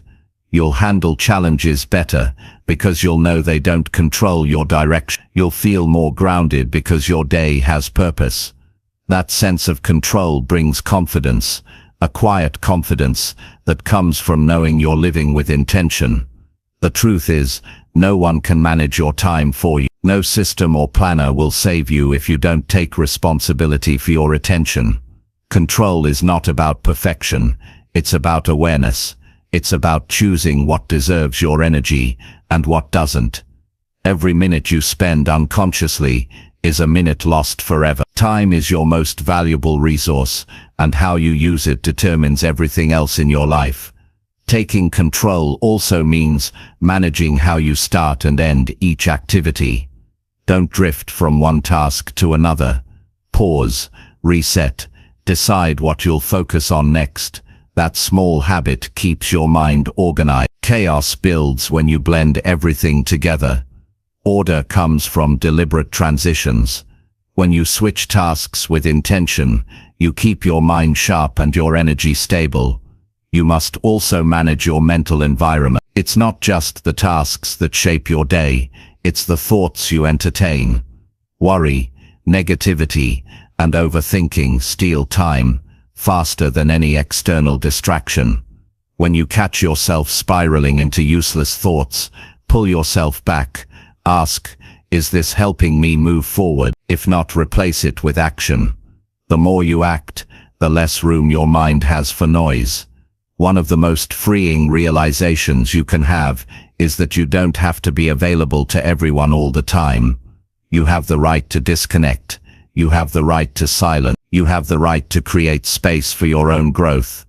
When you stop trying to be everywhere for everyone, you finally start being present for yourself. That's what taking control looks like. It's choosing quality over quantity, peace over pressure, meaning over movement. To build a day that works for you, start simple. Wake up earlier than you need to. Begin with something that centers your mind. Quiet reflection, stretching, planning, or journaling. Set your intentions clearly. What will make today a success? Then move straight into your most important task before distractions find you. That one decision, starting your day on your terms, can completely change how your life feels. You can't expect your day to fall into place by chance. You have to build it. You have to design it. You have to defend it. If you don't, other people will design it for you, and their priorities will replace yours. Every morning you have two options: lead your day or follow someone else's. The choice may seem small, but it shapes everything. When you control your day, you start controlling your emotions too. You stop feeling overwhelmed because you know where your focus belongs. You stop reacting to every small thing because you've already chosen what deserves attention. This gives you a quiet power, an inner steadiness that others notice. You walk through your day with clarity instead of chaos. There will still be days that fall apart, and that's fine. Control doesn't mean perfection. It means resilience. It means knowing how to get back on track quickly when things go wrong. It means not letting one bad moment ruin your entire day. When you practice control daily, you bounce back faster each time. You stop losing full days to stress. A controlled day also allows room for rest. You can't lead effectively if you're always drained. Plan time for recovery, reflection, and peace. Those moments are not wasted, they're fuel. When your body and mind are recharged, your focus deepens. You think better, move smarter, and act with confidence. Over time, taking control of your day turns into taking control of your life. The small daily choices you make compound. Structure becomes freedom. Routine becomes strength. Discipline becomes peace. You stop living in survival mode and start living with purpose. You realize that success isn't about dramatic breakthroughs. It's about consistent control over your time, attention, and energy. When you master your days, you master your direction. You stop waiting for the perfect time to live intentionally, and you start now with today, with what's in front of you, because that's where real change begins. Every morning the world offers you a choice to drift or to direct. Choose to direct. Choose to lead your day before it leads you. Because when you control your day, you control your life, and that's the beginning of every meaningful success you'll ever build. Chapter 9. Build consistency by showing up when it feels hard. There will always be days when you don't feel like doing anything, days when you wake up tired, unmotivated, or mentally heavy, days when the task ahead feels too big, or the progress feels too slow. That's the real test, not how hard you work when you're motivated, but how disciplined you remain when everything inside you wants to quit. Consistency isn't built on inspiration, it's built on commitment. It's what you do when the feelings disappear that defines who you become. Everyone wants results, but very few people want repetition. Everyone wants success, but few want the discipline it demands. The truth is, the gap between average and excellent is made in those ordinary, uncomfortable moments when showing up doesn't feel exciting. The difference isn't talent, it's endurance. It's the ability to keep doing the work when the excitement fades, when progress feels invisible, when no one is watching. That's how consistency is built, through persistence in difficulty, not perfection in motivation. Your mind will always look for an easier path. It's wired to protect you from discomfort. It whispers reasons to delay, to skip, to rest. But comfort never creates growth. You can't build a strong mind by surrendering to your moods. You can't build a powerful life by only acting when it feels good. Growth lives in the moments you don't want to try but do anyway. That's where character is shaped. That's where confidence is earned. Showing up when it feels hard doesn't mean ignoring exhaustion. It means refusing to be controlled by it. You can rest, but you can't retreat. You can slow down, but you can't stop showing up. Progress doesn't demand perfection, it demands presence. Even small effort counts when it's consistent. 1 page written, 1 workout completed, 1 task finished. It all adds up. The magic of consistency is that it compounds quietly. You won't see it at first, but it's working behind the scenes. Think about how the strongest people you know got there. They didn't wait for motivation to strike. They built habits that carried them through their weak days. They didn't make decisions based on how they felt. They made them based on what mattered. That's the mindset you need. You can't rely on emotion to guide your effort. Emotion is temporary.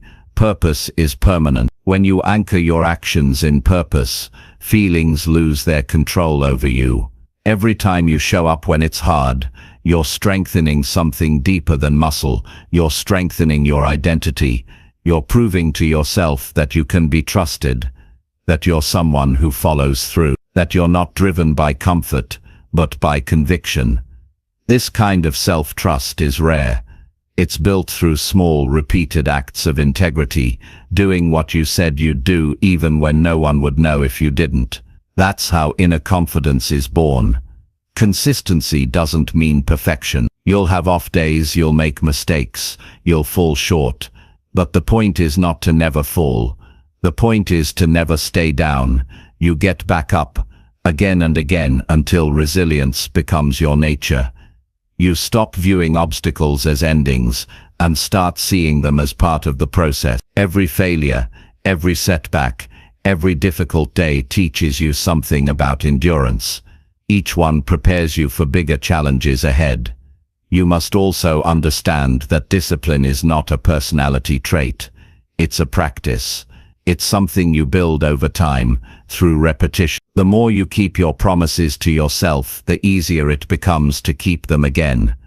The first few times you push through resistance, it feels painful, but soon that resistance becomes familiar. You stop fighting the discomfort and start expecting it. That's when consistency becomes second nature. People often think they need to feel confident before taking action, but confidence is the reward, not the starting point. You don't wait to feel ready. You act and build readiness through action. Every time you show up, even when you're unsure, you gain a little more strength, a little more certainty. Over time, showing up becomes a reflex. You stop overthinking. You stop debating. That's what separates disciplined people from distracted ones. They move through resistance instead of negotiating with it. There's a kind of pride that comes from knowing you showed up when it was difficult. It's quiet, but powerful. You go to bed with peace because you know you didn't let your feelings win. That kind of pride can't be bought. It's earned through effort, through showing up when the voice in your head says not today. You'll start to see how much of your strength was hidden behind that one decision to begin anyway. When you train yourself to show up through hard days, you also remove the power of excuses. You stop waiting for ideal conditions. You stop saying, "I'll start when I feel better," or when things slow down, because you realize that perfect moments don't exist. Life will always be busy, messy, unpredictable. You either move despite that, or you stay stuck forever. The people who succeed aren't the ones with perfect timing. They're the ones who move through imperfect days with consistent effort. Your mind will always find a reason to stop. It will say you're too tired, too behind, too distracted. You can't silence that voice completely, but you can learn to ignore it. You can replace it with action. Action creates clarity. It builds momentum. The hardest part of any task is starting. But once you start, everything gets easier. Movement dissolves resistance. The moment you begin, you take back control. There will be moments when it feels like your effort isn't paying off. You'll work hard and see little visible progress. That's when most people quit right before the breakthrough. The truth is, consistency works slowly, then suddenly. It's invisible until it's undeniable. You'll wake up one day and realize the work you thought wasn't working was building something solid all along. Every small effort was stacking up in silence. When you feel like quitting, remember that emotions are temporary, but consequences are lasting. Giving up might bring momentary relief, but it costs long-term pride. When you push through, the discomfort fades, but the growth remains. That's the trade that discipline offers, temporary effort for lasting progress. You just have to be strong enough to stay long enough. Consistency is also built through structure. If you rely on willpower alone, you'll fail on hard days. You need systems that make showing up automatic. Create routines that eliminate decision fatigue. Prepare your environment so it supports your habit. When you make consistency easy to begin, you'll find it easier to sustain. You don't have to fight every day, just build the structure once and let it carry you forward. It's also important to reward yourself for consistency, not just results. Results take time, but showing up is immediate. Every day you follow through, acknowledge it. That self-recognition reinforces the behavior. You're not just working toward the goal, you're building the type of person who deserves it. You'll notice that when you start valuing consistency over intensity, everything changes. Most people try to do too much too soon. They go all in for a week and then burn out. But the key is not to do more, it's to do enough every day for a long time. Consistency beats intensity, because consistency lasts. A small effort sustained beats a massive effort abandoned. When you show up through difficulty, you train your mind to associate discomfort with progress instead of avoidance. You start craving that feeling of effort, because you know it's where growth happens. You stop running from hard days and start facing them with strength. You realize that the struggle doesn't block the path, it is the path. There's a certain peace that comes with consistency. You stop questioning whether you'll keep going, because it becomes part of who you are. You don't need motivation because discipline has taken its place. You no longer chase perfection, because progress has become your focus. You learn that consistency is freedom. It frees you from the ups and downs of emotion. You no longer need to feel ready. You just need to begin. Every time you show up when it's hard, you build momentum. Every small effort builds into something stronger. That's how transformation happens, not overnight but through steady effort that accumulates quietly. You don't notice it day by day, but one day you'll look back and realize how far you've come. You'll realize that all those moments of resistance were building you. Showing up is not about the size of the step, it's about taking one. Some days your best will be small, but it still counts. The goal is not perfection, it's consistent. You can't always give 100%, but you can always give something. Even 40% on a hard day is better than nothing, because something builds momentum, and momentum builds success. When you stay consistent through difficulty, you earn something no one can take from you. Self-respect. You know you can rely on yourself. You know you can endure. You know you can handle challenges without collapsing. That's what separates those who make progress from those who stay stuck. The difference is not talent, it's reliability. So when the next hard day comes, don't negotiate with it. Don't wait for the perfect feeling. Don't listen to the voice that says you'll start tomorrow. Just start now. Start tired. Start uncertain. Start uncomfortable. Because starting when it's hard is what makes you strong. Consistency doesn't demand that you love every step. It just demands that you take them. Every single day you show up, you're building something. Discipline, resilience, confidence, and all of that adds up to a powerful truth. Success belongs to those who stay when it's hardest to stay. You can't control how easy the path is, but you can control whether you keep walking. So keep showing up. Keep pushing through the resistance. Keep moving forward, one hard day at a time, because the effort you give when it's difficult becomes the foundation of everything meaningful you'll ever achieve. The strength you're looking for is already being built inside you. It just needs you to keep showing up long enough to see it grow. Chapter 10. Live intentionally by doing only what truly counts. Living intentionally means waking up every day with clarity about what matters most and having the courage to live according to it. It's not about doing more, it's about doing what counts. Most people fill their lives with motion, not meaning. They run from task to task, rush through their days, and confuse activity with progress. They check boxes, meet deadlines, and stay busy. Yet, deep inside, they feel unfulfilled. That's because being busy is not the same as being purposeful. Living intentionally is about being deliberate with your time, your attention, and your choices. It's about choosing to live on purpose, not by default. The truth is, every day you are writing the story of your life through your actions. Every choice is a sentence, every habit is a paragraph. But if you're not careful, your story can fill with things that don't belong there, distractions, obligations, and routines that add nothing to your growth. Intentional living is about editing that story. It's about removing the unnecessary words, so the message becomes clear. You have to decide what belongs in your life and what doesn't. No one else can do that for you. When you live intentionally, you stop chasing everything that shines. You stop trying to please everyone. You stop filling your schedule with things that look important but aren't. You start asking hard questions like, is this helping me grow? Does this make me proud? Is this aligned with the life I want to build?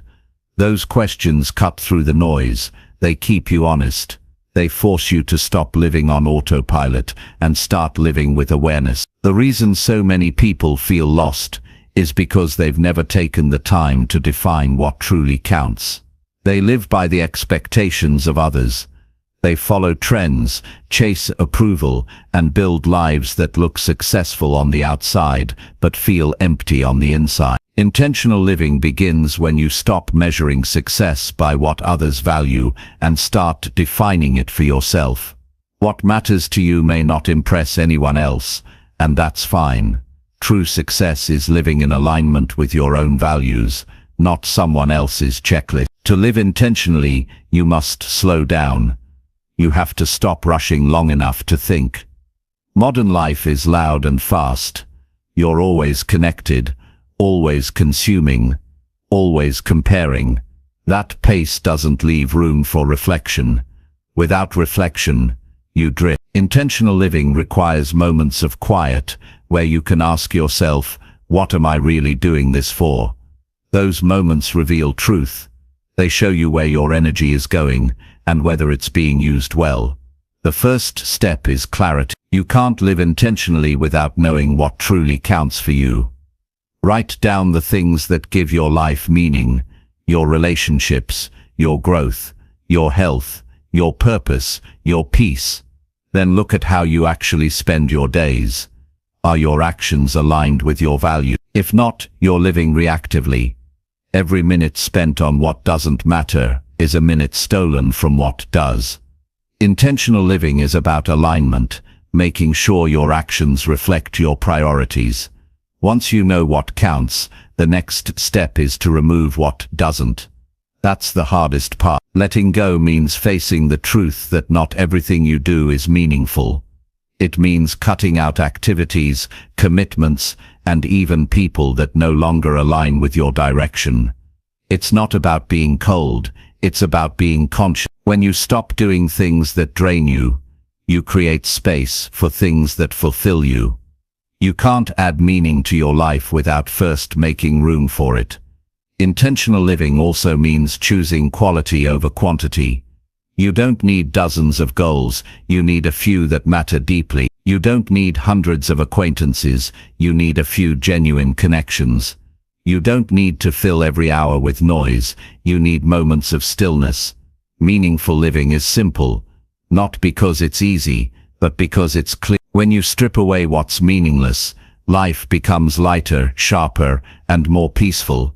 Every intentional life is built on decisions, not the big dramatic ones, but the small, daily ones. Every day you choose whether to react or to respond, whether to rush or to reflect, whether to chase distractions or to focus on purpose. These small decisions add up. You don't build an intentional life overnight. You build it through consistency, through awareness, through thousands of quiet choices that shape your direction. When you start living intentionally, you'll feel resistance. People around you might not understand. They might think you've changed, become distant, or too serious. That's okay. Growth always creates distance from the familiar. You can't live intentionally and stay controlled by the expectations of others.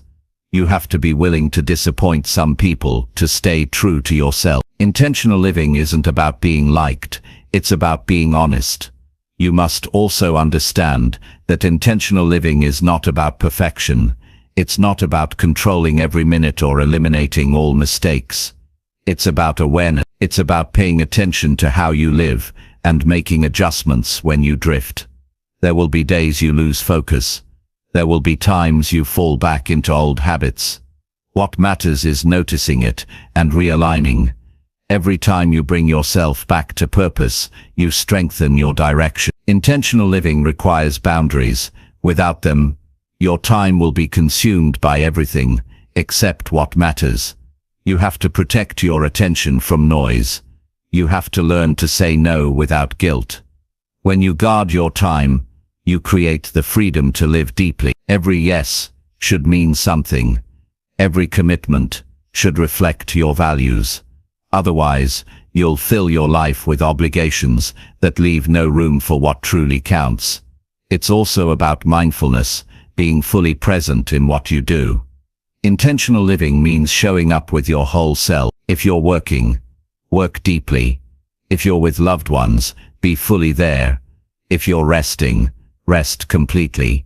Half living drains energy. Full presence restores it. The quality of your life depends not on how much you do, but on how fully you experience it. When you live with intention, your priorities shift. You stop chasing more and start valuing better. You realize that joy doesn't come from having everything. It comes from appreciating what you already have.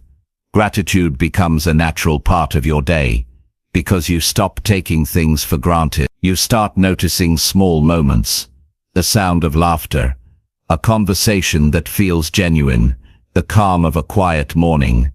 These moments are not interruptions to life, they are life. You'll also find that your stress begins to fade. Much of modern anxiety comes from doing things that don't align with our values. When your actions don't match your priorities, your mind feels unsettled. You're always torn between what you're doing and what you know you should be doing. Alignment brings peace. When your outer life reflects your inner truth, you feel lighter. Living intentionally means setting a vision for your life and aligning your behavior with it. Not just once, but every day. Vision without action is fantasy. Action without vision is chaos. You need both. When you wake up, know where you're going.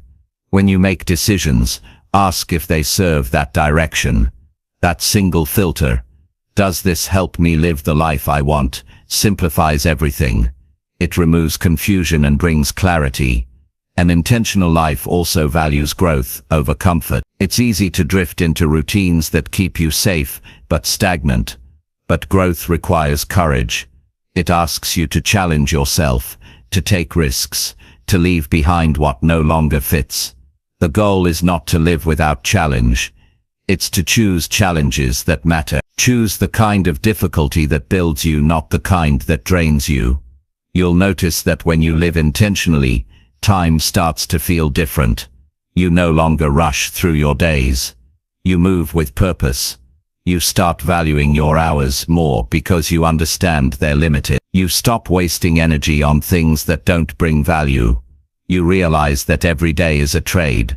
You're exchanging time you can never get back for something else.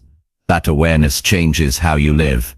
To live intentionally, you must also let go of comparison. You can't build a meaningful life by measuring it against someone else's. Their path is not yours. Their pace is not yours. Every time you compare, you disconnect from your own direction. Focus on your lane. Build your story. What counts for you might look small to someone else, but if it's aligned with your purpose, it's significant. Intentional living also demands gratitude and patience. Progress will come slowly. Change takes time. But when you're living by purpose, the journey itself becomes fulfilling. You stop rushing toward the future because you find meaning in the present. You stop chasing milestones and start appreciating the process.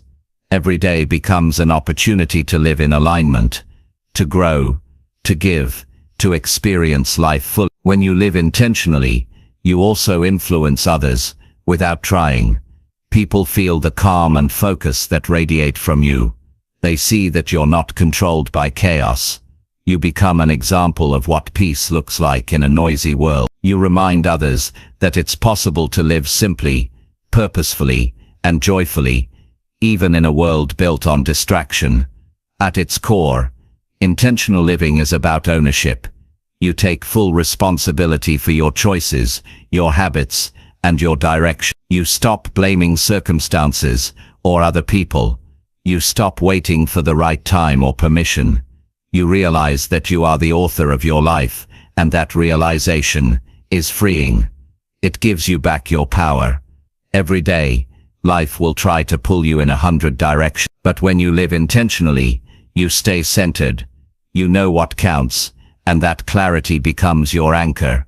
You don't waste time arguing about small things. You don't chase validation. You focus your energy on growth, peace, and purpose. And when you live this way long enough, you'll start to see what truly matters. It's not the noise, the rush, or the recognition.